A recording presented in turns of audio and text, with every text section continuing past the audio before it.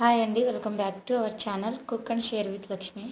ఈరోజు అయితే నేను పరగడుపున మేము ఈ పొడి అయితే తీసుకుంటామండి. ఈ పొడిని ఇలా ప్రిపేర్ చేసుకుంటానండి. ప్రజెంట్ సోంపు, అజ్మో, అలాగే మామూలు జీలకర్ర అండి.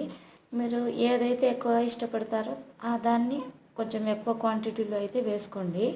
ఎందుకంటే మనం ప్రిపేర్ చేసిన తర్వాత మనమే తాగాలి కనుక అది కూడా గుర్తుపెట్టుకోండి. అలాగే వాటిని అన్నిటిని నేనైతే కొంచెం దూరగా అయితే కాలుస్తున్నాను అనమాట. అలా కాల్చిన తర్వాతకి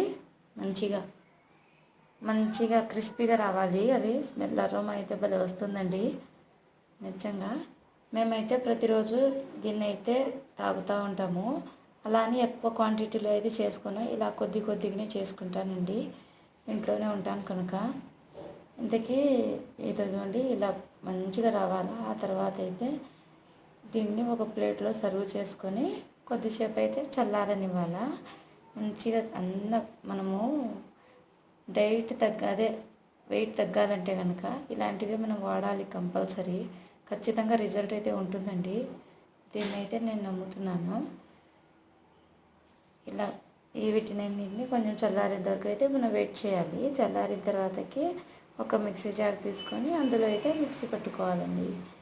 అంతేనండి. మిక్సీ పట్టుకున్న తర్వాత పొడి మీకు కొంచెం కచ్చాపచ్చాగా ఉంటే అట్లానే స్మాష్ చేసుకోండి. కాదు మేము చాలా స్మూత్గా ఉంటేనే తీసుకుంటామంటే స్మూత్గానే మిక్సీ పట్టుకోండి.